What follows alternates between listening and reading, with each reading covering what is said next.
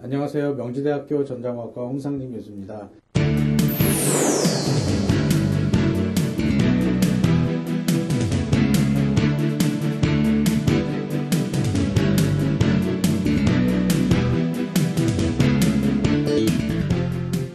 오늘은 제 24강 AEC, APC에 대해서 여러분께 설명을 드리려고 합니다.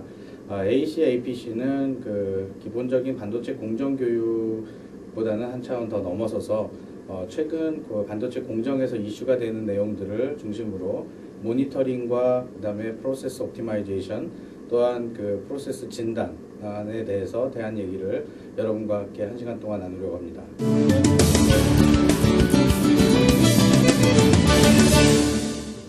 자, 그럼 24장 AEC, APC에 대해서 여러분께 설명을 좀 드리도록 하겠습니다. AEC, APC란 Advanced Equipment Control, Advanced Process Control이라고 하는데요. 제가 여태까지 여러분께 설명드렸던 바와 같이 어떤 프로세스가 있다면 프로세스 인테그레이션이 있습니다. 즉 프로세스 반도체 소자를 쭉 만드는 단위 공정이 있었다면 단위 공정을 조합하는 인테그레이션이 있고요. 그 반도체를 만들어서 인테그레이션하는, 즉 조합을 해서 반도체 소자를 만드는 과정 중에 여태까지 여러분께 주안점으로 설명을 드렸던 공정에 대한 오류가 발생할 경우에 어떻게 하겠느냐, 또한 공정 중에 오류가 발생하는 것을 어떻게 사전에 우리가 알아내고 또한 장비의 상태를 어떻게 하면 잘 최적의 상태로 유지할 수 있는가에 대한 부분이 바로 AEC, Advanced Equipment Control 또는 Advanced Process Control이라고 하는 APC라고 하는 내용입니다. 이번 챕터에서 여러분께 설명드릴 것은 프로세스 모델링, 즉 프로세스가 어떻게 진행되고 어떻게 구성되어 있는지를 우리가 어떤 수학적이나 경험적인 모델을 통해서 경험치에서 나오는 것이나 수학적인 통계적인 것에서 나오는 어떤 모델을 구축해서 그 모델을 중심으로 인풋과 아웃풋을 정의해 주는 것 등에 대해서 설명을 드리고, 또한 프로세스 옵티마이제이션, 즉 최적의 상태로 최적의 프로세스 조건을 유지한 상태로 공정을 진행하는 것이 중요하기 때문에 옵티마이제이션에서도 여러분께 말씀을 드리도록 하겠습니다. 자, 그러면 프로세스에 대한 이해를 위해서 프로세스 모델링을 하고 최적의 조건에서 공정을 운영하게끔 하기 위한 최적화가 있었다면 공정이 진행되는 동안 그 최적화된 상태가 지속적으로 유지되는가를 관찰하는 것이, 또는 이렇게 바라보는 것이 바로 모니터링이라고 하겠고요. 세 번째는 프로세스 컨트롤이라는 건데, 보통 우리가 컨트롤이라고 생각을 하면 무엇을 제어한다고 생각하지만 프로세스라는 것은 일련의 어떤 과정입니다. 즉 장비를 사용해서 재료가 들어가고 사람이나 기계가 조작을 해서 공정을 진행하는데, 어떻게 하면 그 무형의 과정들, 즉 프로세스를 컨트롤할 것이냐를 하기 위한 프로세스를 컨트롤하기 위한 장비에 대한 모델들을 좀 여러분께 설명을 드리고요. 마지막으로는 어떻게 하면 그것을 지능적으로 좀 오류가 생겼다면 그 생긴 시점에서 가장 효과적으로 빨리 오류를 검출해낼 수 있는가, 또한 앞으로 장비에 대한 오류나 공정에 대한 오류가 발생할 거라고 예상이 되면 어떻게 하면 그것을 효율적으로 미리 알아낼 수 있는가에 대한 설명을 좀 드리도록 하겠습니다. 자료가 좀 많아서 여러분께 좀 빨리빨리 진행을 하도록 하겠는데요.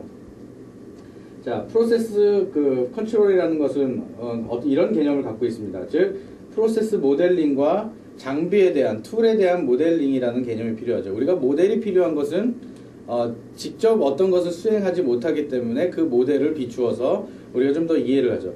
우리 옷을 만들었다면 디자이너 앙드레 김 선생님이 옷을 만들었다면 앙드레 김 선생님이 직접 입고 나오지 않고 왜 쭈쭈팡팡한 미인들을 또는 미남들한테 옷을 걸쳐놓죠? 그만큼 안 되니까, 그렇죠? 우리가 프로세스를 이해하기 위해서 직접 프로세스를 경험하면 좋겠지만 그 프로세스를 직접 경험하지 못하기 때문에 어떤 모델을 통해서 우리가 그걸 좀 더 이해해보자 라는 목적으로 모델을 만드는 것이고요. 그 다음에 두 번째 Fault Detection and Classification이라는 말은 어떤 오류 공정이 발생을 했다면 그것이 어떤 종류의 오류다 라고 우리가 디텍션 하는 것 뿐만 아니라 그거를 그룹 지어서 설명할 수 있었으면 좋겠다 하는 얘기고요. 예를 들어 배가 아프다고 무조건 화장실에 가야 되는 건 아니죠. 그렇죠? 배가 아픈 경우에 화장실로 가야 되는 배가 아픈 것도 있고 병원으로 가야 되는 배가 아픈 것도 있는데 배가 아프다고 무조건 화장실로 뛰어간다면 가끔은 낭패를 볼 수도 있고요. 배가 아프다고 무조건 병원으로 가면 그것도 또한 낭패를 볼 수가 있죠. 그래서 공정상의 어떤 오류가 발생했을 때 그 오류에 대한 정의, 오류를 검출하는 것뿐만 아니라 오류에 대한 정의를 해서 오류를 분류하고 분류에 따른 처방을 할 수 있게, 즉 뭐 장비를 수리한다든지 어떤 문제점을 개선할 수 있을 필요가 있는 fault detection and classification이 필요하고요. 그 다음에 반도체는 그 진공 공정을 많이 사용하기 때문에, 즉 단위 공정 단위로 run to run process control이 필요합니다. 즉 한 런이 있으면 그 다음 런에 들어가기 전에 오류가 있었던 건 보내지 않아야 헛된 수고를 막을 수 있다는 거죠. 그래서 run to run process control이라는 개념이 나오게 되고, 그것보다는 더 실질적으로 실시간적으로 오류를 검출해서 어떤 공정을 제어하겠다는 리얼타임, 그 다음에 자동화 시스템에 연결을 해서 사용하겠다라는 것이 automated process control이라는 개념이 들어가죠. 맨 마지막에 정말 원한다면 automated malfunction diagnosis and prognosis가 있었으면 좋겠다. 즉 자동화돼서 지금 장비의 상태가 어떤지 진단해 줄 수 있는 진단기가 있었으면 좋겠다. 또한 그 진단기가 현재의 상태만을 얘기하는 것이 아니라 prognosis, 앞으로 일어날 수 있는 일에 대해서 또 얘기해 줄 수 있었으면 좋겠다라는 개념인데요.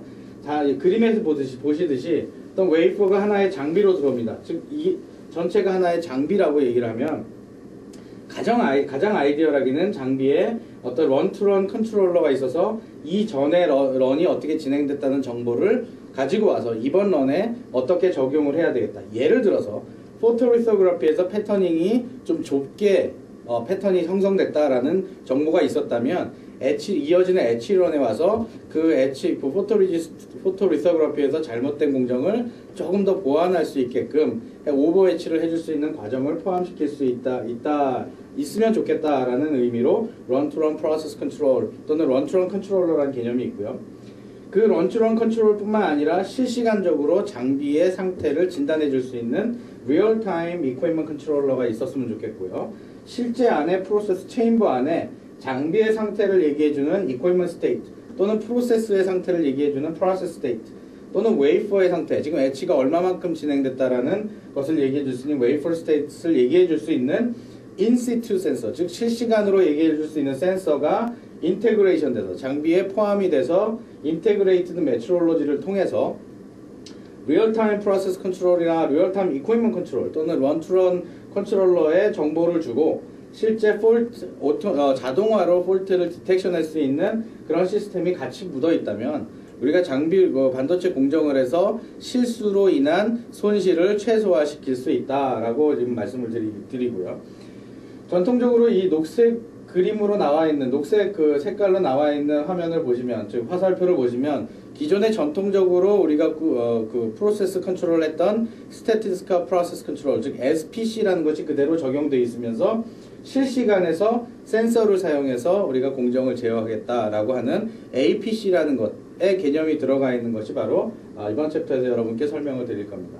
자, Process Control, Background of APC를 설명을 드리면 초창기에 가장 먼저 선행돼야 될 것이 프로세스 모델링과 옵티마이제이션인데, 이 모델링은 기존에 한 수십 년 전부터 사용해왔던 DOE라고 하는 Statistical Design of Experiment, 즉 실험 계획법을 통해서 장비에 대한 특성을 잘 이해하고, RSM이라고 하는 Response Surface Methodology라는 방법을 사용해서 장비나 공정이 어떤 반응을 이루고 어떤 것이, 즉 파라메터 하나가 증가할 때 어떤 결과를 낳는지에 대한 정보를 가진 상태에서 최적화된 레시피를 만들어낸다면 그것이 가장 효율적으로 공정을 셋업할 수 있는 방법이다.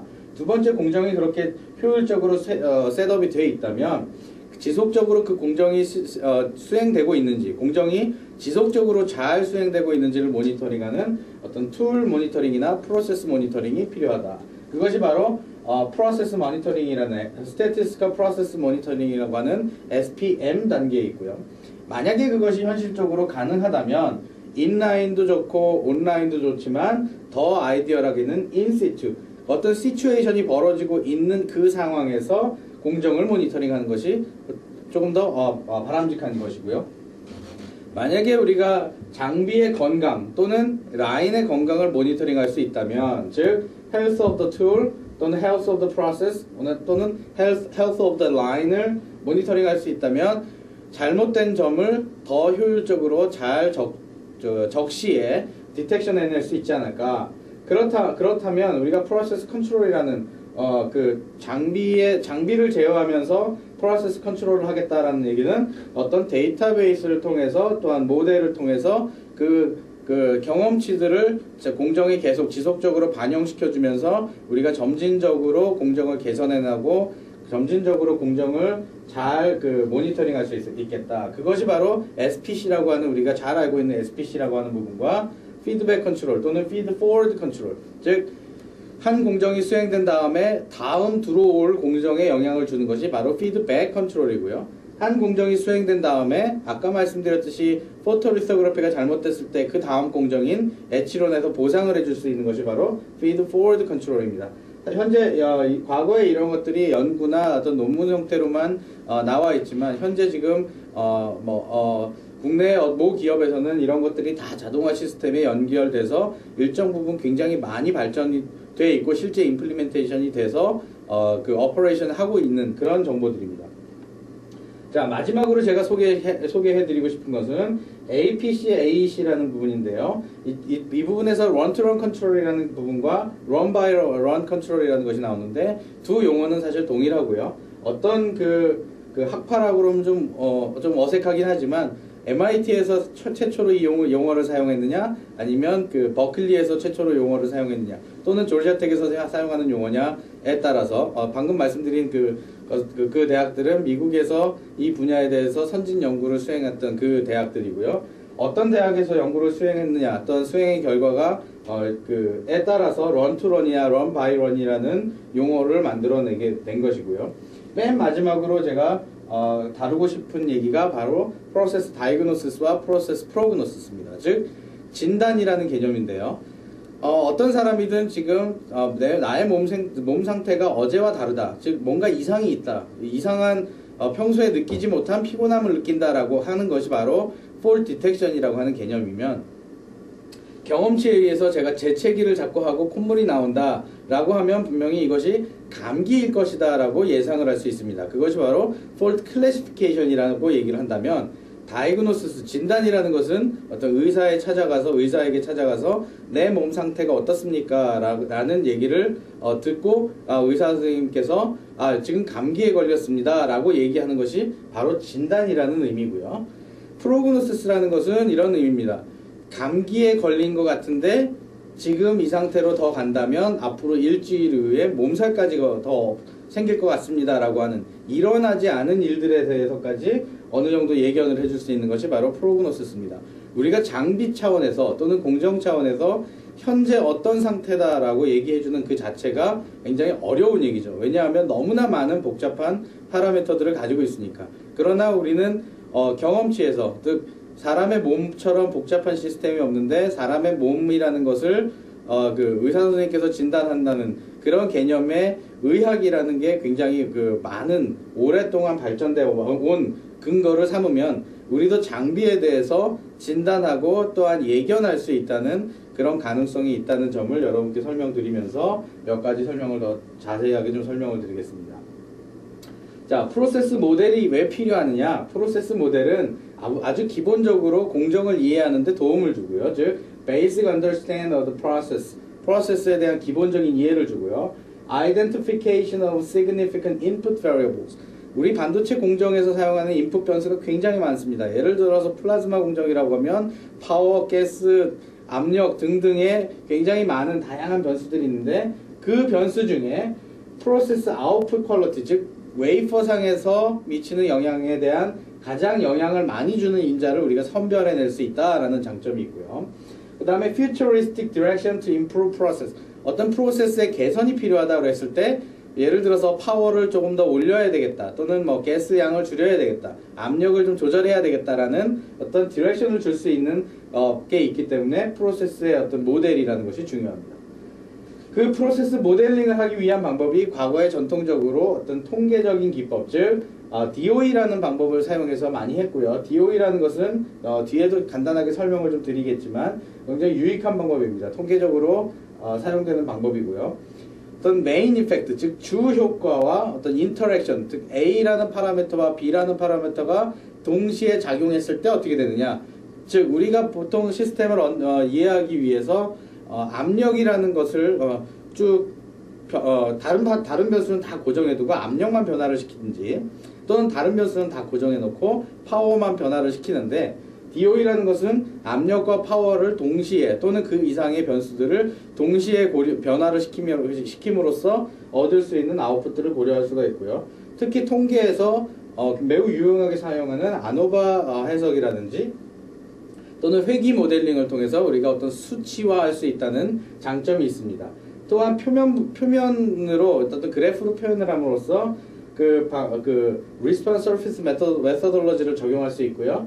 그 통계에서 굉장히 유명한 또는 품질, 생산공학에서 유명한 다꾸지 방법을 사용할 수도 있다는 장점이 있습니다. 그리고 프로세스 모델링과 옵티마이제이션을 어떤 인텔리전트한 메소드, 즉 인공지능적인 기법을 사용해서 한다면 우리가 모델링하기 어려운 그런 공정들도 좀 효과적으로 모델링할 수 있다라는 얘기를 여러분께 좀 설명을 드립니다. 특히 통계에서 멀티 인풋, 멀티 아웃풋을 다루기가 쉽지 않은, 물론 불가능하다는 말씀은 아니고요. 쉽지 않은 방법이 있는데, 즉 미모 시스템에서 이런 인텔리전트한 방법을 사용하면 조금 더 효과가 있다라는 점을 여러분께 설명해 드립니다. 자, DOE라는 거 간단하게 설명드리면 우리가 어떤 시스템이나 장비가 있다면 우리가 컨트롤할 수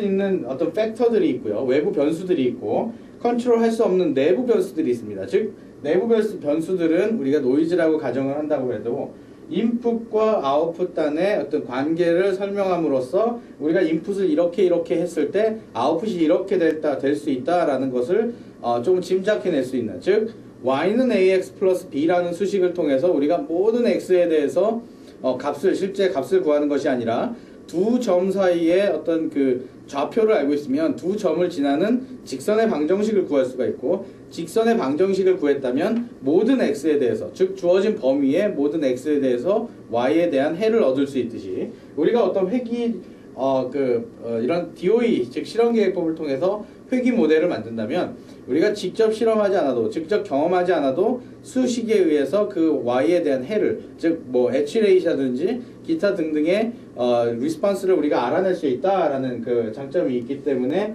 DOE라는 것을 적용을 해왔습니다. 자, DOE라는 것이 어떤 때 유용하느냐?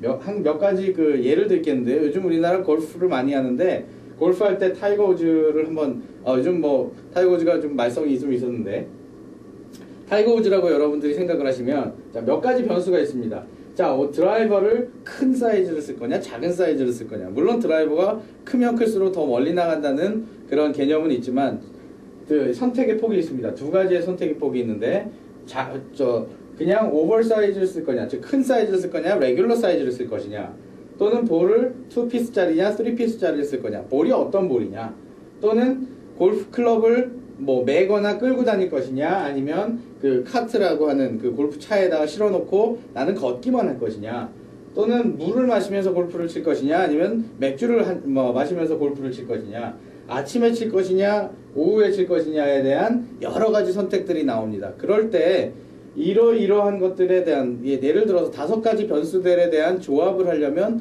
무수히도 많은 조합들이 나온다는 거죠. 그래서 그런 조합들에 대해서 우리가 어떤 그 보통 그 일반적인 골프라고 생각을 한다면 아마도 이럴 겁니다. 1번에 대해서는 그래 큰 거, 그다음에 뭐 물을 마실 거냐 맥주를 마실 거냐에 대해서는 그래 뭐 맥주를 마시면 정신이 혼미해지니까 물을 마실 거야 라고 이렇게 일반적으로 선택을 해서 플레이를 하는데, 타이거 우즈, 이게 W가 소문자가 아니라 대문자가 돼야 되는데요. 타이거 우즈라면 아마도 원 팩터 에러 타임 한 번씩 해볼 겁니다. 어떤 조건들을 고정시켜두고 작은 거 큰 거 이렇게 연습을 하면서 나한테 최적인 방법을 선택할 것인데, 아마 저라면 그럴 겁니다. 일정의 그 연습장에 가서 이런 방법들을 시험해 봄으로써 내가 가장 원하는 방법이 무엇이냐를 찾아낼 것 같습니다. 그래서 정말 엔지니어라면 그 실험계획법이라는 방법을 통해서 나한테 가장 최적화된 그런 방법을 찾아내지 않을까. 그럴 수 있는 하나의 방법이 바로 실험계획법이라고 하는 것들이고요. 예를 들어서 투 팩토리얼 디자인이라고 얘기를 하면 이렇게 우리 벡터 스페이스 상에서 드라이버나 볼이나 이런 음료에 대해서 두 가지로 나누어서 실험을 해서 우리 리스폰스를 찾아내는 그런 방법들이 있습니다. 특히 프랙셔널 팩토리얼 디자인이라는 것은 이렇게 선택의 폭이 많을 때 변수를 한 가지 줄임으로써, 즉 원래는 2의 5승계가 필요했는데 지금은 2의 4승 마이너스 1 또는 2의 4승, 2의 5승 마이너스 1로 실험을 하는 방법이 바로 실험계획법이라고 얘기를 할 수 있습니다.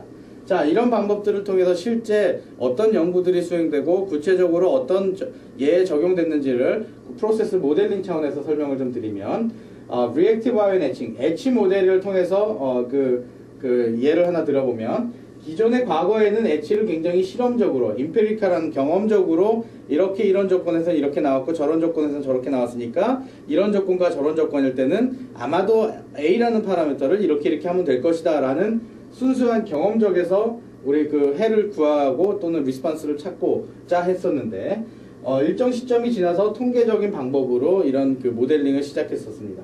통계적인 방법으로 모델링을 시작하다가 과거 한 10년 전 정도부터 인공지능, 즉 그 컴퓨터를 활용해서 어떤 모델링을 하고자 하는 기법들이 많이 개발되었고, 그 중에 한 가지가 바로 뉴럴 네트워크라는 어떤 신경망을 이용해서 표면 그 모델링, 즉 Surface Response Modeling, 표면 반응 모델링법을 구현하는 그런 방법들이 제안됐었고, 실제 이런 공정상에서 센서를 사용해서 OES라고 하는 Optical Emission Spectroscopy라고 하는 센서를 사용해서 그 공정을 모델링하는 그런 연구도 수행이 됐습니다. 한 가지 지금 말씀드리고자 하는 거는, OES라는 것은 굉장히 그 방대한 데이터를 가지고 있습니다. 한 번 데이터를 취득하면 2048개의 데이터 포인트가 나오는데, 그 2048개의 데이터 포인트 자체가 다 변수로 인식이 되기 때문에 통계에서 얘기하는 PCA, Principal Component Analysis라는 방법을 사용해서, PCA를 사용해서 유효한 변수들을 셀렉션 해낸 것을 신경망, 즉 인공지능을 사용해서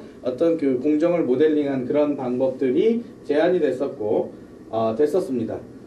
그러면서 사용했던 어떤 그것들을 보면, 그 2의 4승 팩토리얼 디자인으로 그 실험이 이루어졌었고요. 이러한 엣지 패턴을 만들기 위해서 그 메트로로지, 즉 계측을, 웨이퍼 계측을 했던 방법들이고, 결국은 보면 이런 4개의 팩터들로 구성되어 있는 엣치 조건에서 그 BCB를 애칭했던 그런 연구 결과였는데, BCB의 엣치 레이시나 셀렉티버티가 이런 모든 파라미터에 대해서 다 유효하다라는 점을 알아낼 수 있었다. 즉 DOE를 통해서 어떤 모델의 그 모델링하는 것뿐만 아니라 이 변수가 어떤 변수가 유효하고 어떤 변수가 가장 크게 유효하는지, 즉 왼쪽에 있는 두 개의 진하게 표현되어 있는 부분 중에 SF6라는 가스가 이런 BCB라는 물질을 애취하는데 가장 유효하다. 참고로 유효하다고 판단할 수 있는 것들은 통계적으로 95% 신뢰도를 기준으로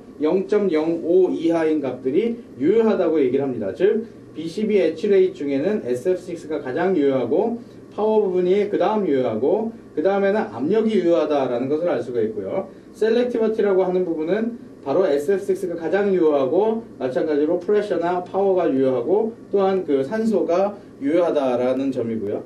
이 산소가 유효하다라는 점은 그 엣치의 마스크로 포토리지스트를 사용했고, BCB 또한 어떤 폴리머 계열입니다. 즉 산소에 민감하기 때문에 산소에는 포토리지스트, 마스크도 엣치가 되고 BCB도 엣치가 되기 때문에 바로 셀렉티버티에 영향을 많이 준다라는 그 결론을 도출하고, 그 도출한 결과를 해석할 수 있게 됩니다. 그래서 나온 그런 3차원 그래프를 나타내는데, 이런 식으로 그 두 가지 변수가 변화할 때 한 가지 반응, 엣치레이트에서 어떻게 반응이 일어나느냐, 또는 유니포미티에서 어떻게 반응이 일어나느냐, 또는 엣치의 셀렉티버티, 또는 엣치의 어나이소트로피, 즉 말씀드렸듯이 사이드월의 모양이 어떠느냐를 어떠는가에 대한 그 정보를 우리가 알 수 있기 때문에 이런 모델링 자체가 프로세스의 모델링이 유효하다라는 걸 말씀드릴 수 있고요. 이런 프로세스 모델링 자체를 가지고 다른 곳에 적용했던 공정을 예를 들면, MEMS 공정에 SU8이라고 하는 포토리지스트가 있습니다. 이것은 네거티브 포토리지스트고요. 이 공정을 셋업하는데 굉장히 어려움이 많았었는데 바로 저 공정 조건은 이렇습니다. 이렇게 애치가 되면서 네거티브에서 크로스 디벨로핑을 하게 되면 익스포즈 된 영역이 남고, 즉 익스포즈 된 영역이 남고 나머지 영역은 없어지는데 이걸 로우 템퍼레처에서 옵티마이제이션 한번 해보고 싶다라는 해야 될 필요성이 있었기 때문에 공정이 수행됐었습니다. 즉 로우 프레셔에서 그 옵티마이제이션 해야 되는 이유가 어떤 미케니컬한 구조에서 문제가 생기기도 했고 실제 그 바이오 컴패터블 하지만 이 필름이 말려 올라가는 그런 단점이 있었고요. 또 한 번은 이렇게 하나는 이렇게 딜레미네이션이라고 구조물 자체가 떨어지는, 즉 어디션이 좋지 않았다는 단점이 있었는데 로우 프레셔 공정을, 로우 템퍼레처 공정을 셋업함으로써 이런 그 조건을 만족시키는, 즉 낮은 온도에서 공정을 만족시키는 조건들을 찾아낼 수가 있었고요. 이러한 실험 계획법으로, 즉 초기에 6가지 변수로 시작을 해서 2의 6승 마이너스 1이라는, 즉 32번의 실험을 거쳐서 유효한 변수 4가지를 선정을 하게 되었고, 유효한 변수 4가지 선정된 것 중에 디벨로핑 타임이라는 것은 우리가 일정하게 고정을 시켜놓고 나머지 3가지 변수에 대한 자세한 실험을 한 결과 어떤 결과를 얻을 수 있었느냐, 즉 그렇게 그 실험 계획법을 통해서 모델링을 하고 이런 뉴럴 네트워크라고 하는 신경망을 통해서 모델링을 한 결과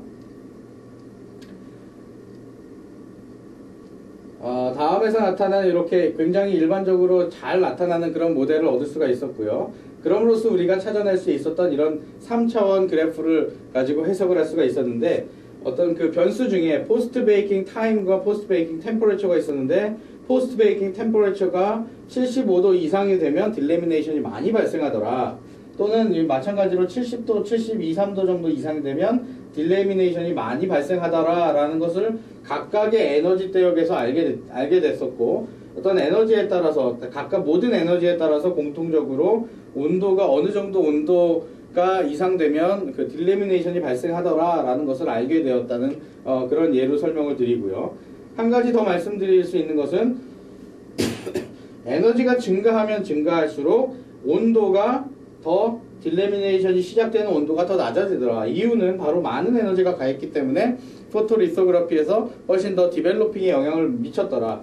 한 가지 더 우리가 몰랐던 사실이지만 알 수 있었던 부분은, 특히 리전 2라는 부분은 방금 설명드린 부분이었지만 리전 1이라는 것은 에너지가 낮고 그 다음에 베이킹 템퍼레처 시간이 짧아도 딜레미네이션이 일어나더라. 그 이유는 바로 언더 디벨로핑이 될 수 있다라고 하는 그런 부분이라서 딜레미네이션이 발생하기도 했다라는 점을 찾아낼 수가 있었습니다. 또 한 가지 예를 들면 HDPCVD 공정 조건을 수립하는데 이 장비는 서울대학교 반도체 공동 연구소에 있는 그런 장비고요. 실제 서비스가 되고 있는 그런 장비인데 바로 유레카 2000이라는 주성 엔지니어링에서 만든 그런 장비고요. 이 장비 중에 저희가 원하는 대로 유니포머티가 나오지 않았던 그런 부분이 있어서 유니포머티를 개선하고자 어떤 공정을 수행해서 실제 이런 그 실험 계획법을 통해서 이런 그 리스폰스 서피스 메서돌로지를 적용했었고요. 가장 우리가 유니포머티를 개런티할 수 있는, 확보할 수 있는 영역 그 조건 영역 안에서 데포지션 레이트가 가장 빨랐던 부분, 그런 부분을 찾아냈을 때 유니포머티를 99%까지 유지하면서도 실제 데포지션 레이트를 82옹스트롱 정도까지 확보할 수 있었다라는 그런 연구 결과를 여러분께 보여드림으로써 공정 모니터링이 얼마나 중요하다, 또는 공정 모델링이 중요하다라는 점을 설명드리고요. 솔라셀에 대한 정보인데 이거는 스킵하도록 하겠습니다. 마찬가지로 회로 설계에도 적용할 수 있다라는 점을 여러분께 설명을 드리고요. 이 부분 같은 경우에는 실시간으로 그 반도체 센서를, 즉 웨이퍼 데미지 센서를 만들어서 그 데미지 센서의 반응을 보려고 했던 부분이고요. 그 반응 부분이 이 실험 계획법을 통해서 이러한 리스폰스 서피스 메서돌로지를 적용했었고, 이렇게 적용된 부분이 바로 우리에게 어떤 그 시스템을 해석하고 프로세스를 이해하는 데 도움을 줄 수 있다라는 점을 여러분께 설명드리면서, 마지막으로 프로세스 모델링과 옵티마이제이션 같은 경우엔 이러이러한 장점을 줄 수 있다라고 설명을 드리겠습니다. 자, APC 중에 프로세스 모델링 부분이 있었다면 그 다음에 이제 프로세스 툴 과 모니터링, 툴에 대한 모니터링과 프로세스에 대한 모니터링인데 통계적으로 SPM과 SPC, 즉 Statistical Process Monitoring과 Statistical Process Control에 대한 부분이 나오고요. 흔히 우리가 SPC에서 많이 얘기해주는 Process Capability, 즉 CPK나 CP나 CPK들을 다룰 수가 있고요. 이번 챕터에서는 제가 리얼타임 모니터링으로 좀 더 여러분께 설명을 좀 드리고자 합니다. 즉 SPC 같은 경우에는 과거에 어떤 3시그마 리밋, 즉 플러스 마이너스 3시그마 리밋을 정해놓고 산포가 어떻게 분포되느냐를 바라볼 수 있는 것이고, UCL, LCL을 정의해서 우리가 어떤 공정을 모니터링할 수 있다라는 부분이었고요. 이런 SPC가 적용돼서 그 반도체 그 칩이 장착되어 있는, 즉 패키징 부분에 이 마운팅이 얼마나 잘 되어 있는가를 SPC를 통해서 한 부분이 있고요. 그런 것들과 더불어 센서를 사용해서 어떤 애칭 공정을 모니터링하는 실시간 모니터링 시스템을 구현한 예를 하나 보여드립니다.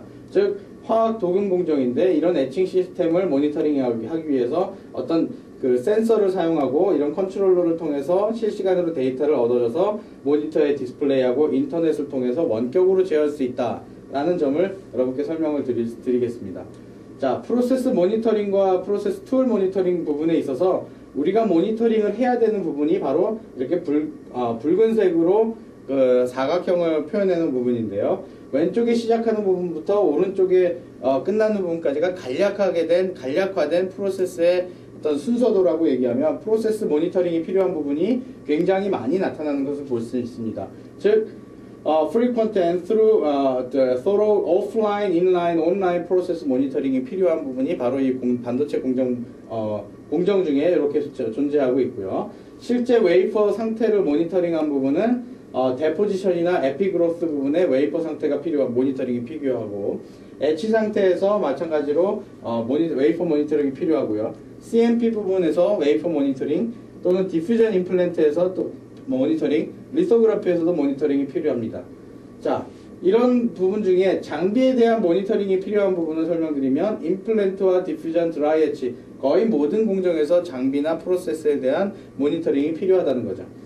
그래서 플라즈마 프로세스를 하나 더 구체적으로 예를 들이면 실제 플라즈마 프로세스가 이렇게 플라즈마 툴이 이렇게 있다면 현재 양산에서도 적용이 되고 있고 사용되는 그런 센서로서 매스 스펙트로미터, 즉 안에 화학 종이 어떻게 되어 있느냐라고 하는 RGA, Residual Gas Analysis라는 그런 센서가 적용돼서 사용이 있고, 일부 웨이퍼 메트롤로지를 하기 위해서 인터페로미터, 즉 그 간섭을 통해서 빛의 회절과 간섭을 통해서 패턴을 인식해낼 수 있는 인터페로미터가 있으며, 장비를 개발하기 위해서 전통적으로 또는 플라즈마 상태를 지속적으로 모니터링하기 위한 랭모 프로브라는 거 사용됐었는데, 가장 요즘 각광을 받고 있는 것이 OES라고 하는 옵티컬 에미션 스펙트로스코피라고 하는 그런 부분입니다. 실제 현재도 지금까지도 굉장히 많은 부분 연구가 수행되고 있고 현재도 굉장히 양산에도 적용돼서 사용되고 있는 센서가 바로 이 OES라는 부분입니다. 자, 이 부분은 제가 엣치를 하면서 설명을 한번 드렸었는데, 그래서 OES라는 센서를 가지고 우리가 활용해야 될 것들이 장비에 대한 모니터링 뿐만 아니라 일단 플라즈마 자체에 대한 모니터링, 또한 그 정비 이력 또는 정비에 대한 히스토리, 메인터넌스에 대한 히스토리 등등이 들어와서 플라즈마 애칭 상태를 우리가 잘 모니터링할 필요가 있다. 그래서 이런 엣치 상태를 모니터링할 필요가 있다라는 그림을 보여드리고요. 엣치뿐만 아니라 다른 것도 마찬가지입니다. 즉, 프로세스가 원하는 그런 메커니즘과 장비에 어떤 주어지는 입력 조건과 또는 장비의 이력들이 다 모아져서 공정이 이루어져야 된다라는 부분이고요. 제가 APC에 대한 설명을 조금 더 설명을 드리도록 하겠습니다. 이 부분은 SPC에 대한 부분이라서 조금 더 제가 스킵하도록 하고요. 여기는 좀 잘라주세요. 여기서 좀 하나 더 자를 게 나왔네요. 자료가 너무 길어서 여기서부터. 자, 그러면 제가 여기서부터 이제 끊어주시면 됩니다. 자, 그러면 제가 여기서 APC와 AEC에 대한 예를 여러분께 설명을 좀 더 드리겠습니다. 자, 이 예는 2000년대 초반에 어플라이드 머티리얼에서 그 연구됐던 그런 바인데요. 어떤 플라즈마 체인버가 있으면 통계적인 심카피 모델이라고 하는 심카피라는 소프트웨어를 사용을 해서 다별량 분석을 한 그런 예입니다. 즉 어떤 그 골든 트레이스라고 하는 빨간 부분 안이 경계지역, 다별량을 포함하고 있는 경계지역이고, 이 경계지역 안쪽으로 들어오면 공정이 일단 안정화됐다라고 얘기를 하고, 이 빨간색 선 밖으로 벗어나면 공정이 불안정하다라고 하는 인덱스를 만들어서, 어떤 프로세스에 대한 인덱스를 만들어서 공정을 실행한 결과, 실제 그런 피겨 오브 메릿이라고 하는 인덱스라는 값이 일정 부분 안에 들어오는 공정들은 괜찮은데 일정 부분 바깥으로 나간 공정은 잘못됐다라고 해서 장비의 상태를 진단하고자 하는, 또는 장비의 상태를 모니터링하고자 하는 일들이 수행됐고요. 그런 과정을 통해서 우리가 핵심적으로 했던 것이 바로 이루어졌던 일들이 바로 PCA라고 하는 Principal Component Analysis라는 부분인데요. 이 PCA라는 부분은 예를 들어서 이렇게 두 가지의 방향으로 나 있는 어떤 새로운 변수들을 줄임으로써, 즉 두 가지의 변수를 한 개의 뮤라는 변수로 줄임으로써 여러 가지의 별량을 간단하게 좀 선택적으로 표현할 수 있다라고 해서 하는 다별량 기법이었고요. 다별량 기법을 사용해서 개발한 것들이 바로 심카 P 모델이라고 하는 그런 기법입니다. 자, 그런 기법 이외에도 다양한 형태로 다별량이라고 하는 그런 부분들이 Fault Detection and Classification, 즉 FDC를 하기 위한 용도로 개발이 되었고요. 그 중에 한 가지 어떤 인공지능을 사용해서 뉴럴 네트워크를 가지고 사용했던 부분들이 바로 이런 부분입니다. 즉 새로이 개발된 어떤 마듈러 뉴럴 네트워크라고 하는데, 기존의 이런 하나하나들이 뉴럴 네트워크로 사용됐다면 이런 뉴럴 네트워크를 여러 개 함으로써 의견을 조율해서 조합해서 이 게이팅 네트워크라고 하는 것이 의견의 가중치를 반영해서 하나의 아웃풋으로 만들어내는 그런 연구가 수행됐었고, 그럼으로써 이상 공정이 어떤 그래프상으로 데이터상으로 검출되었다. 즉 보통 그 이상이 없었던 원들은 이 가운데에 분포하는데, 이상이 있었던 원들은 이렇게 분포가 좀 정상적으로 나타나지 않는다라고 했던 그런 그 연구 결과가 있고, 이런 연구 결과를 바탕으로 실제 어떤 소프트웨어의 그 FDC 소프트웨어의 임플리멘테이션 되기도 했었습니다. 자, 그럼 제가 이렇게 그 여러분들께 공정에 대해서 좀 설명을 여태까지 드렸는데, 공정 진단에 대한 그 부분을 좀 설명을 드리면서, 앞으로 반도체 공정뿐만 아니라 반도체 공정 진단 또는 공정 모니터링이라는 것이 어느 부분으로 발전해 나갈 수 있고, 이것이 공정과 얼마나 밀접한 영향을 갖고 있는지에 대해서 좀 설명을 드리도록 하겠습니다. 자, 아침에 보통 차를 타고 나올 때 그 어제와 다른 이상한 소리가 들렸다면, 아마 그 남자들이라면 아마 이런 모습을 많이 볼 수 있는데요. 차에서 일단 내려서 그 차에 있는 후드를 이렇게 열어볼 겁니다. 아무 전문 지식이 없는 사람이라도 뭔가 이상해서 후드를 열고 엔진 오일도 한번 뽑았다가 다시 집어넣었다가, 필요 없는 브레이크 오일도 뽑았다가 집어넣었다가, 벨트도 좀 만져봤다가 하면서 고개를 갸우뚱 거리면서 후드를 다시 내려놓을 겁니다. 그것이 바로 무엇이냐? 어제와 뭔가 다르다, 이상한 느낌이 왔다 라고 하는 것이 바로 Fault Detection이라는 것이고, 무엇이 이상하다는 것에 대해서 우리가 인지를 하려고 하는 그런 것이고요. 만약에 그런 상태인데 운전을 하면서 자꾸 마음이 좀 쓰이죠. 그래서 그 차에 대해서 잘 모르지만 뭔가 불안한 마음이 들어서 우리가 어떤 그 행동을 하냐면 바로 정비소를 갑니다. 아무리 출근길이 바빠도 좀 차에 대한 그 불안감 때문에, 특히 차가 좋을수록 그렇겠죠. 자, 정비사한테 가서 차를 이렇게 들어보고 뭐가 문제입니까? 라고 바로 우리 설명을 듣는 것이 바로 전문가들에 의한 또는 전문가 집단에 의한 진단이라고 하는 것입니다. 즉 무엇이라는 것을 포함한 어떻게 무엇이 잘못됐습니까?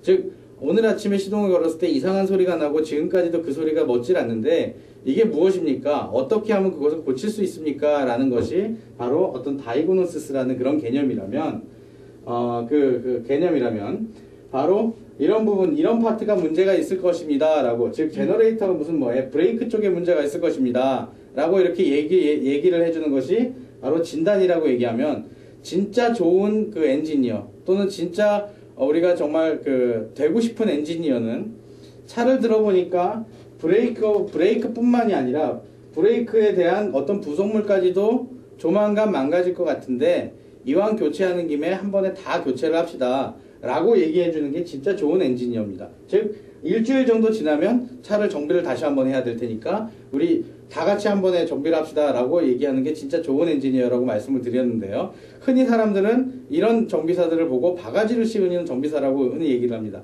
그런데 반도체 차원에서는, 반도체 공정장비 차원에서는 바가지가 아니라는 거죠. 왜냐하면 반도체 공정장비라고 하는 것은 정말 수십억 원의 가격이 나가는 것이고 그 수십억 원의 값이 나가는 그런 장비를 사용해서 우리가 수천만 원짜리 웨이퍼를 분당 한 장씩 생산해낸다고 가정을 하면 정비를 하는 그 동안까지도 바로 우리가 생산량에 직접적으로 영향을 미치고 있는 것이다. 그래서 일부분 수백만 원 밖에 하지 않는 그런 파트라 할지라도 정비를 할 때 한꺼번에 정비를 하는 것이 반도체 공정 또는 반도체 장비에서는 필요하다. 그러려면 우리가 먼저 폴트가 있었다라는 사실을 인지해야 되는 것이 중요하고요. 만약에 폴트를 인지하지 못하고 계속 주행을 했을 경우에 발생할 수 있는 장비의 결함으로서 만들어낼 수 있는 그 웨이퍼의 손실 또는 웨이퍼의 손실로 인해서 만들어줄 수 있는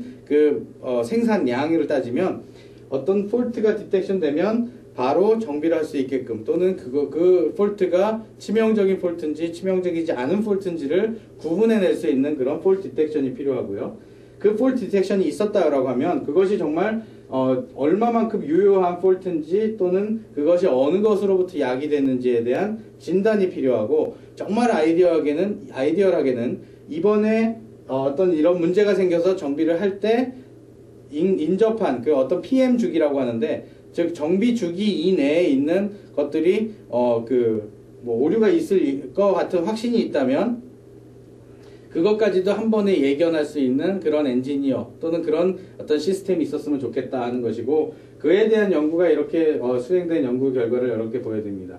이런 그 반도체 가공 장비가 하나 있습니다. 그런 반도체 가공 장비에서 두 가지의 어떤 센서를 사용했죠. 즉 RGA라고 하는 Residual Gas Analysis라고 하는 그런 그 센서 한 가지와 OES라는 센서 한 가지를 가지고 하나의 장비를 동시에 모니터링을 했습니다. 즉 동시에 모니터링을 해서 여기에서 나오는 결과를 가지고 그 현재 장비가 갖고 있는 값들을 예측했던 거죠. 즉 실제 RGA와 이런 그 압력과 또는 인풋 파라미터와 직접적인 관계는 없지만 이 현재 상태와 과거의 상태를 가지고 그 현재의 장비 상태를 얘기해 줄 수 있는 어떤 그 C계열 뉴럴 네트워크라는 것을 모델링을 통했고요. 또는 OES를 가지고 장비 상태를 얘기해 줄 수 있는 C계열 그 뉴럴 네트워크라는 걸 가지고 만들어서 한 가지 장비에서 나온 두 가지 센서에 대한 인풋을 가지고 조합을 해서 하나의 어떤 확률적으로 계산을 해냈습니다. 즉 이런 확률적인 근거를 만들어낸 이후에 댐스터 쉐이퍼 시어리라고 하는 그런 그 어떤 증거들을 조합해서 하나의 결론을 도출할 수 있는 이론을 적용해서 실제 공정 유발 테스트를 했던 그런 공정에 적용했던 예고요. 그 적용했던 예가 바로 그 뒤에 소개가 됩니다. 즉 댐스터 쉐이퍼 시어리라는 것은 어떤 진단을 위한 추측을 또는 어떤 확신을 내릴 수 있게끔 만든 이론이고요. upper probability와 lower probability, 즉 그럴 수 있는 가능성과 완전 100% 확신할 수 있는 100%라고 얘기하면 그렇지만 확신할 수 있는 가능성, 그 다음에 확신할 수 있는 안정성을 분류해낸 다음에